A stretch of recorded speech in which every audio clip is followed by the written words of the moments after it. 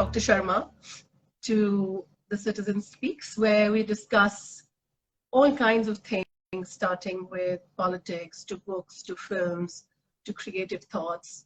And, the more we host guests here, the more we realize, and our friends who are watching us realize, that a lot of things are intertwined, and a lot of, like, you're a creative person as well, I know for sure. You're a dancer, you're into music, and you're also a qualified historian, you're a teacher.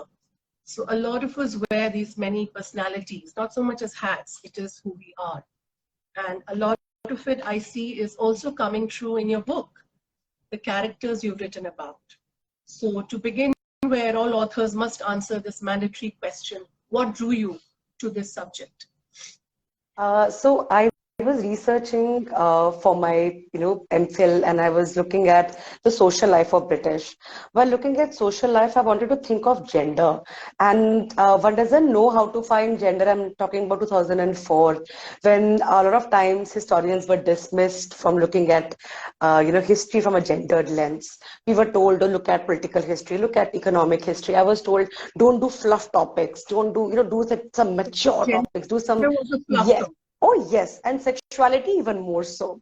So I always thought that how is my history fluff history? I'm also a woman. I'm sure even men would want to be seen from a gendered lens, because a lot of times we don't even think that can we tell history even of men from a gendered perspective. And then I think White Mughal had already come out. So I was told by a fellow historian that, oh, only rich women had entered such relationship with British men, or very poor ones.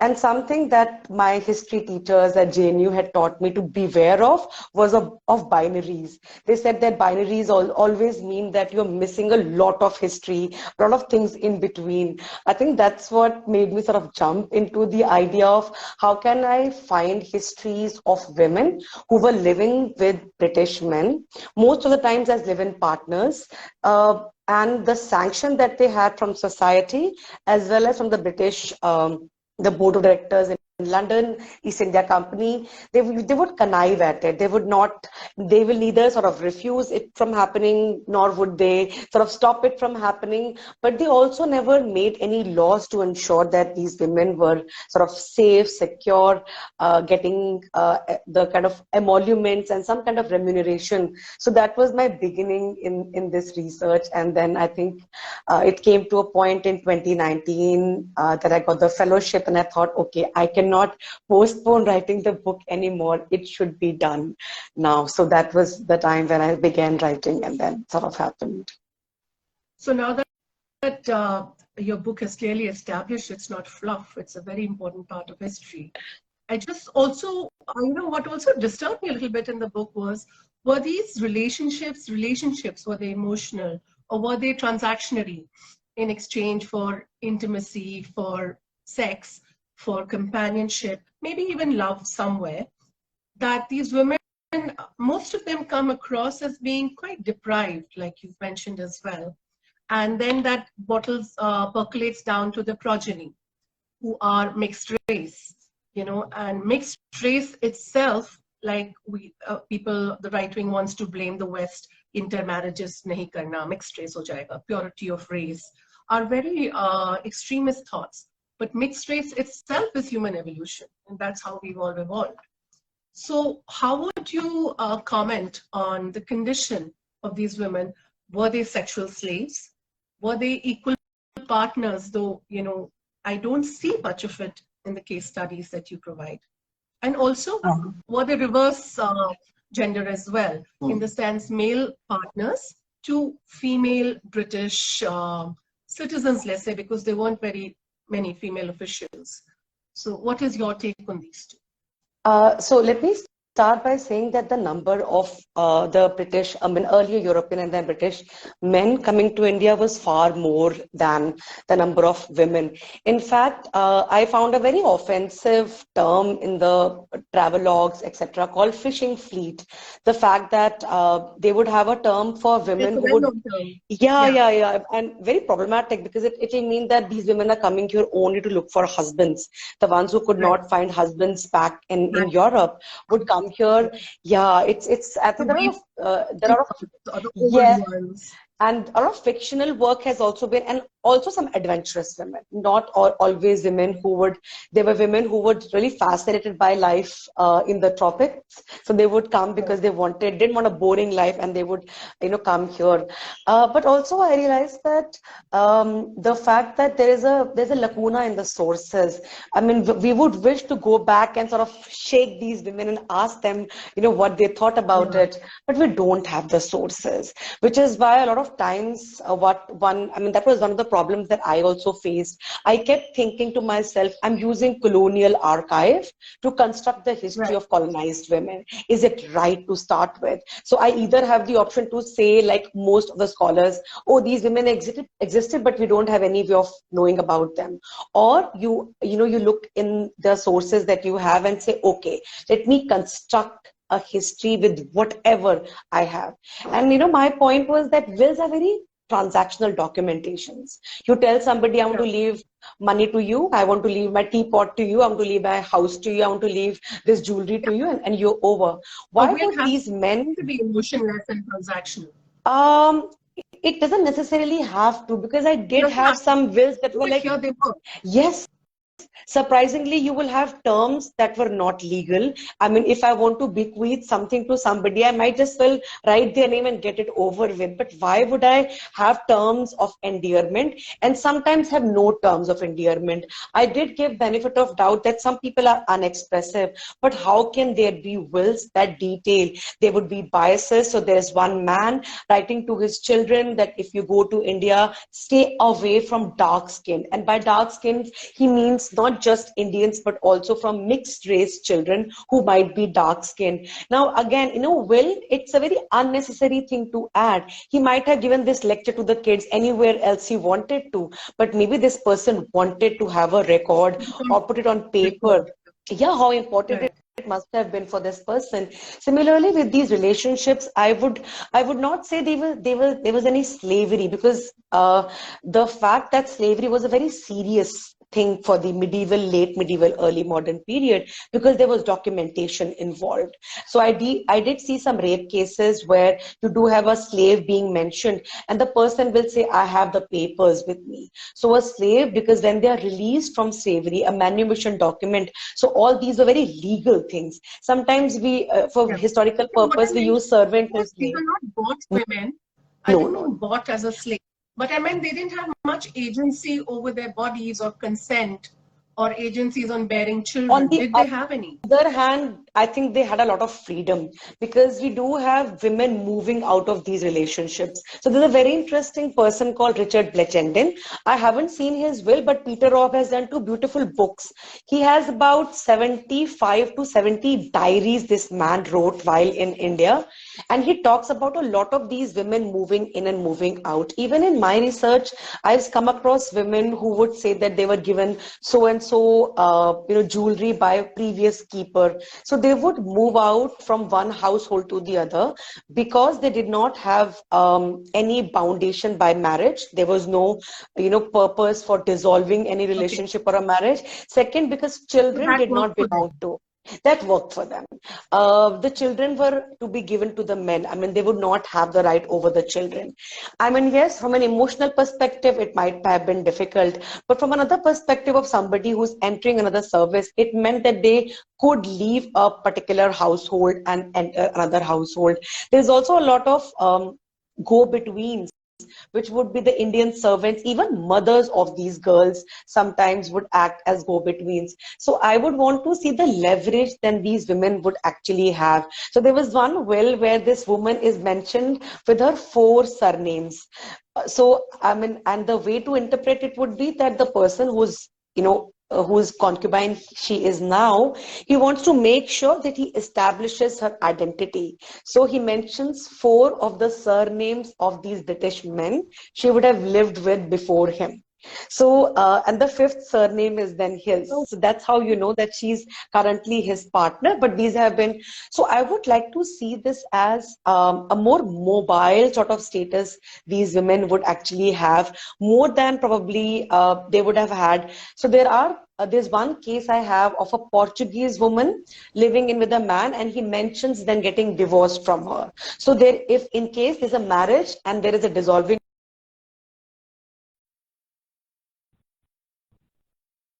leverage they had than probably if they had been married to these men actually. What would also, I would want to know, what would be, is there, if at all there is, the difference between a concubine and a mistress and maybe a wife up north, or a Nautch girl as they were called, you know, in the earlier historical documents as well. What is the difference between these terms? So yesterday only, I think I had a sort of a mini argument on Instagram with a page that wanted to really sort of say that how Nautch girls were like a downtrodden version of courtesans. And for a historian, these categories are so, there is of course overlap and interjections, but a courtesan would be somebody who has her own place. So when you're visiting a courtesan, you would visit her because she's also an artist. They're not somebody who you could only reduce to sex work. There might be people performing sex work or other things, but their artistic merit is why would the elite visit them. The Nautch girl is somebody, and the fact that the word Nautch is an anglicized word of the word Nautch, to dance. So it means that these were dancers who would be like a troops. They will have their musicians, they'll have their singers, and they would often also travel. And if you think of a movie like no, not trade, it would trade sex.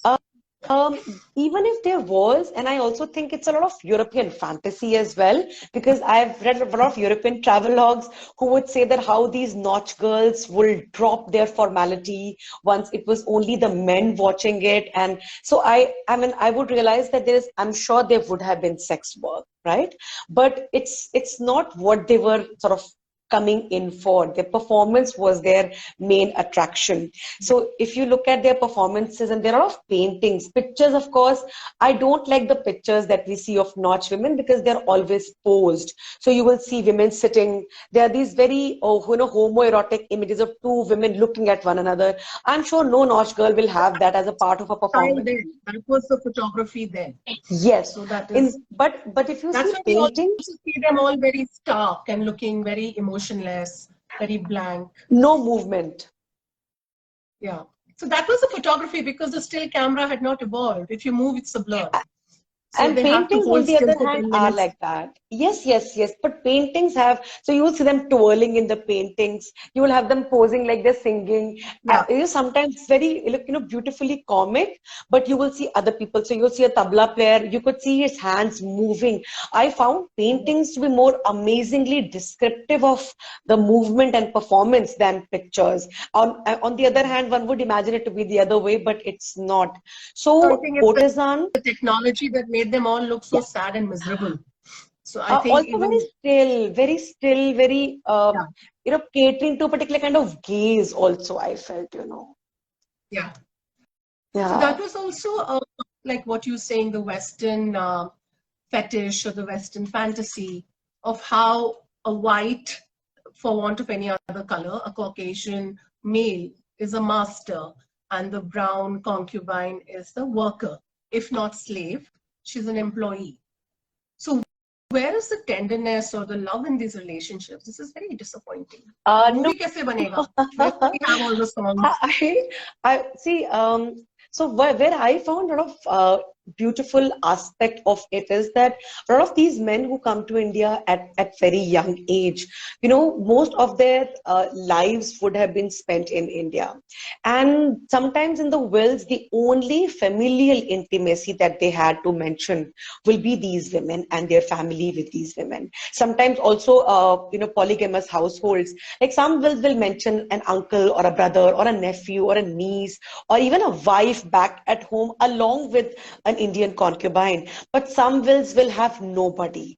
The two reasons there could be is one, maybe they were going back all fit and fine and alive and would have another will when they go back to England. Second explanation could be that they did actually have nobody else.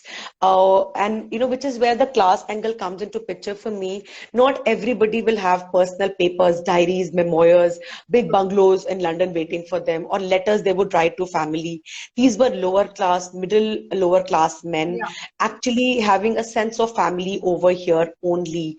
For me, these were the sort of relationships that were very beautiful. Some wills, so there's one particular will that I think I really like, is by Lieutenant Leonard in the Artillery of Bengal, who writes to his relatives in England saying that I'm so sorry, I'm not leaving anything to you, because if I give money to you, I will not have anything for my children and my children will be destitute. Now it's like a letter he's writing and it's a will. And I used to keep And these thinking are that in children the, that are concubines. yes.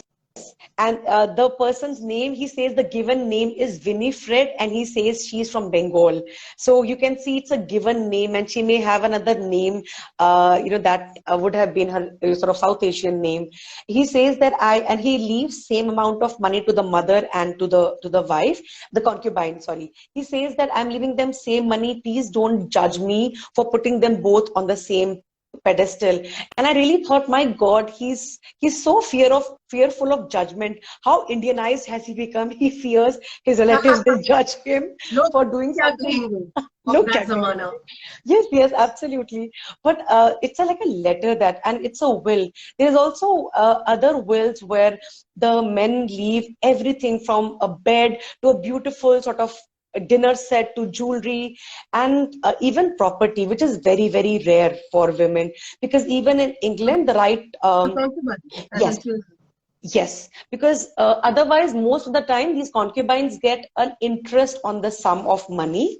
The money will go to the children after her death or to the family in England. So, see, women don't have a right to property, neither in South Right. Asia nor in England. If you remember all these Jane Austen novels, the fact that if you don't have a male heir, the property will go Yeah, it was a big to, problem. Yeah. yes, Yeah. yes, it is. So, the right, I think it's called coverture. The idea that if a woman also comes from family in England, once she marries, the property will be husband's. So she has no right over property. So we see the So if the same thing happening. concubine had a male child, he would get a priority Yes. inheritance kind of a thing as well. Yes, that the child would definitely get. Sometimes I see, and these are very, I mean, I think out of about 400 wills I would have seen, there were about 15, 20 wills where the women do get the property, the entire house and at the location. So Sialda's house is being given, or Atoliganj house, and they spell it very differently. It's English spelling, but these places exist in Calcutta right now. So the Yeah. house is being given Yeah. to the woman. These were the wills where you see that women do, and I think I did see some wills being written by the women as well, where they could Which is bequeath why the book property. is, it's so based on these wills and the documentation that even though it sometimes reads like fantasy and fiction, he kaise, but we know that because it's based on a documentation that it's as real as it Yeah. gets. So, did you manage to track down any lineage, anybody in the current scenario on I those families or those relationships? I did I do know some of them. So Frank Gardner is a friend who's become a friend who belongs to the famous Gardner family, has all the documents of that time and has also written a book on the Gardner family. But these are some of these very famous families, and they are based more towards the Pune region, the Pune, although they have a link with Bengal as well. There are also the Ricketts. Some of these family But they're trees are there because, well-to-do families. yeah, They're not. not They've had the education. yes. They've had money, and Yes, and they had the kind of.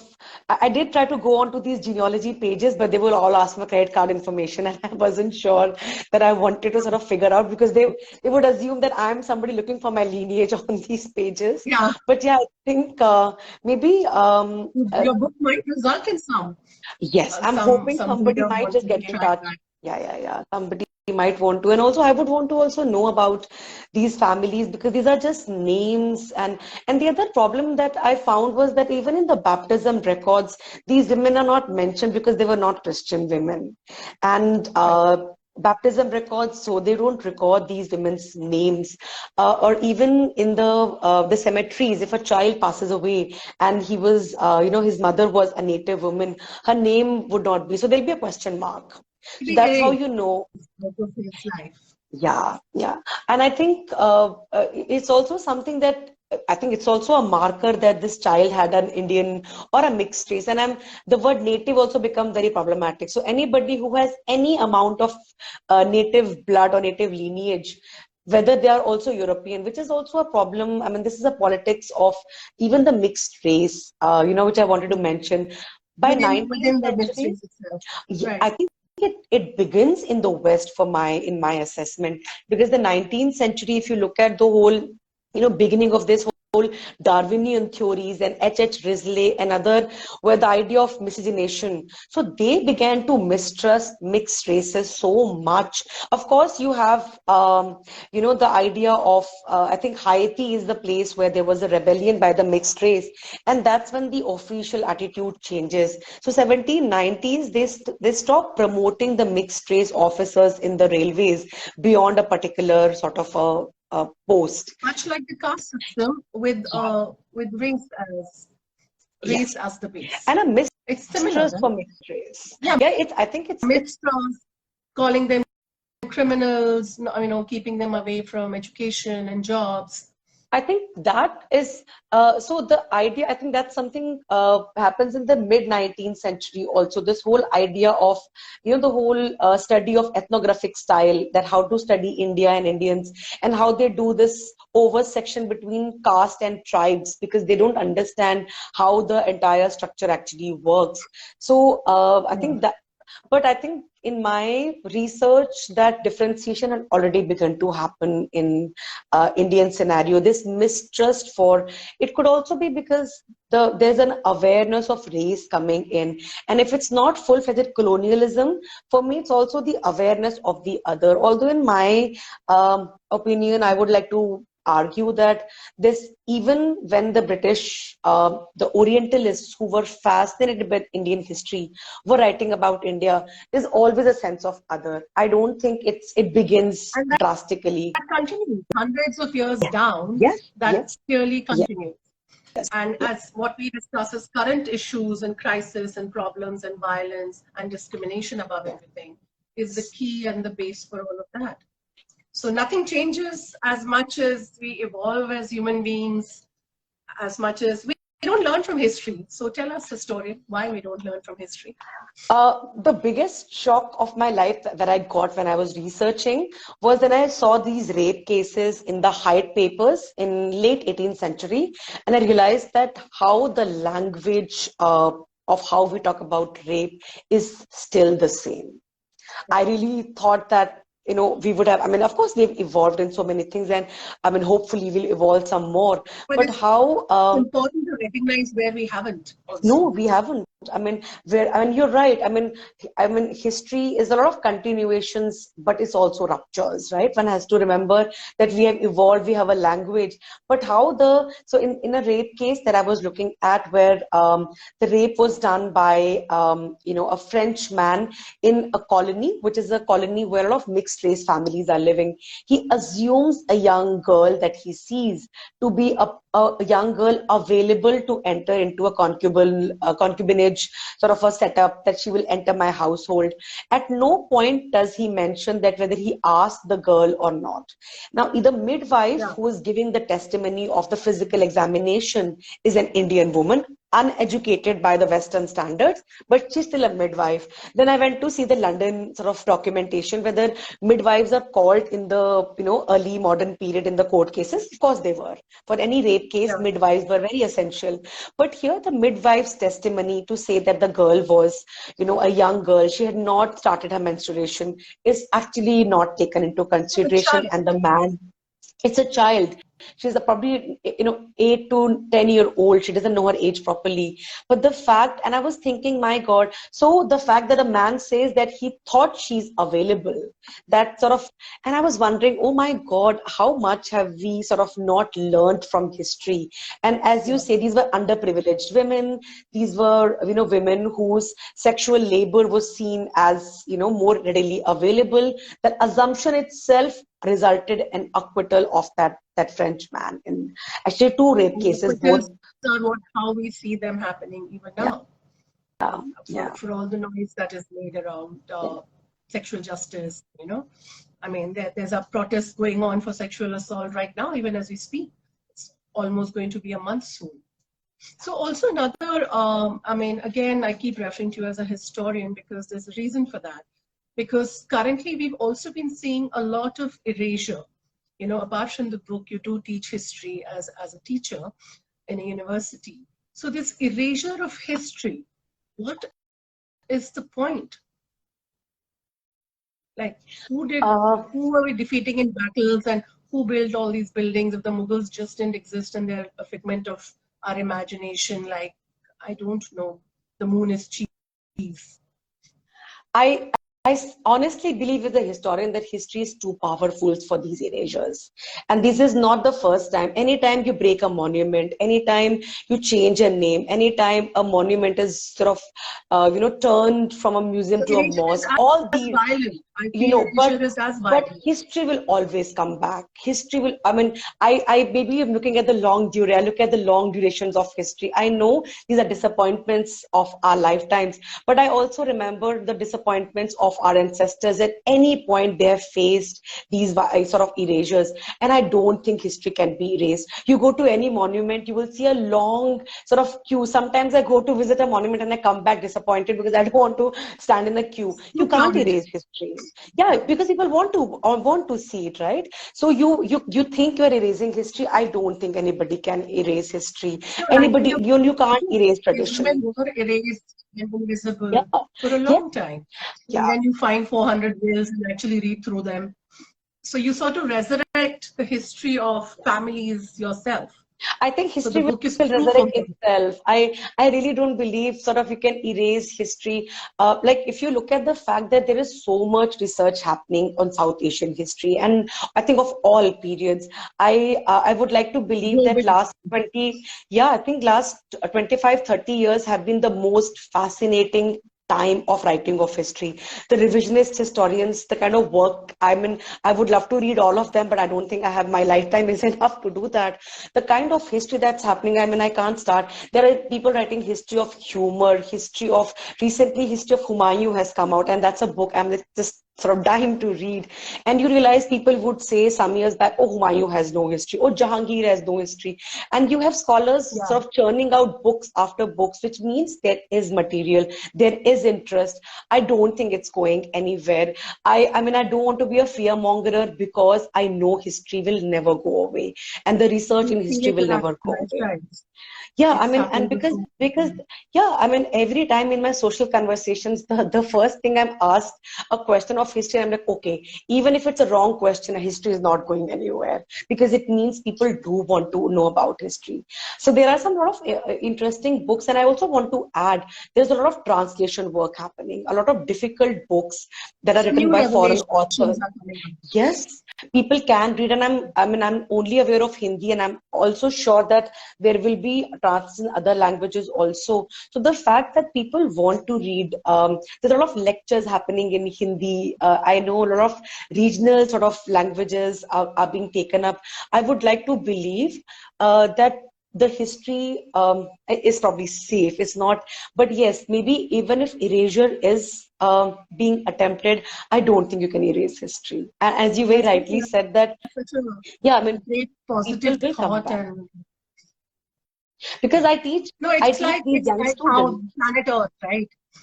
You can't, unless there's a big bang again, it is there.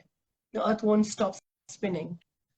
Yeah, I mean, look at the fact that when we go to do these admissions, I think history has been one of the most coveted courses. I mean, I'm going by pure statistics, but This even is the a fact that at times, admission season. Well yeah, said, Professor Sharma in the house. No, otherwise also, like when you go for the classes, sometimes you will realize you have an extra class and you have a class full of students and you wonder that why are these students so interested? So, on one hand, I go like, oh, I have my students sitting in the class, but it also shows that nobody is going anywhere from the history classrooms, interest in history, history books. These erasures probably have happened earlier, are happening right now, and will keep happening in future as well. But as long as we have these conversations, even if disagreements happen, I think it's a good thing because it means something new, a new paradigm will come out of it. The fact that 20 years back I was told I cannot write women's history, and it would be common women's history. Forget about imperial women, common women's history. I'm sure there are many young scholars, many young writers, sort of about to step into this field and give us a lot more to do with history than we In can fact, ever your book imagine. is a stepping stone. Your book has there's individual stories where I see cinema, I see films, and I see individual stories developing into maybe other books. Who are these families? Who are these children? Because in the West, like, they do all these genealogy tests and swabs and, oh, I am 1/4 black, and some take great pride in that. Some get very upset if they, a bit neo-Nazi in their thought. They Yeah. get very upset. So do you think that is an Asian phenomena that's also going to happen? Because in Southeast Asia, Eurasian is actually a race. Yes. It's a recognized race, I think, in Singapore. And, we have Anglo-Indians, some who take great pride in the Anglo part of the lineage as well. So what about the others, the other mixed people? Where I feel as an Indian citizen, we're all mixed in many, many, many ways. Yes. Mother Africa Absolutely. onwards, we're all heavily mixed races. I think even in the culture, the fact that the clothing that we wear, the language that we speak in North India, the food habits, I mean, you take away one spice and the entire charm is gone. And when you start doing the history of that spice, you realize that where it would have come from. I also realized that there were Yeah, many because of these samosa travelogues. mein aloo, the samosa came from one Islamic kingdom and the aloo came from Native America, South America. So, and we cannot live without You our no, you samosa can't mein take away aloo. samosa. No, you cannot take away samosa. That's the staple sort of Indian snack for all of us, actually. Yeah, I So, think so. which is similar, which is what Mm. our races, our ethnicities are. We're literally all one people, aren't we? Absolutely, and I do. I mean, I have mentioned some of these travelers and officers would be ashamed. So there's one particular travelogue that says, "I'm ashamed to see that people, would be disillusioned by looking at this honey-hued color in people or this honey-colored complexions." And I realized that okay, and there are scholars who are ashamed by the fact that we don't know about Indian music and Indian dancers. Just because we do not know about the aesthetic doesn't mean that it's not aesthetical enough. So, I realized that there is no one opinion. If you have people who are telling their children to stay away, there are also sort of families who celebrated both the cultures. There are famous families like the Fraser family, the Skinner families, who would Yeah. be proud of both their lineages. And I'm sure there are many more, the ones we do not know about, which is what brings me to the idea that even in the households of these British officers, the fact that they were most closely interacting with their Indian servants. And one of the pet peeve was that there were so many servants because one person of one caste will refuse to do the work of the person of To the do the work of other the caste. artist. Yes, so the gardener will be different. The person who brings the water, the abdar, is different. Yeah. The Khan Sama is different. And by the way, Khan Samas are often mentioned in the wills because they often have things being left to these servants as well in the wills of these men. It tells you the kind of social network it would have been, so much more than just this or that. There would have been racism, Yeah. there would have been binaries. I'm not denying that. Also, the bogey of conversion is deflated because all of them, hardly anybody was made to convert to become a Christian, or the reverse, the children were converted to Hinduism only.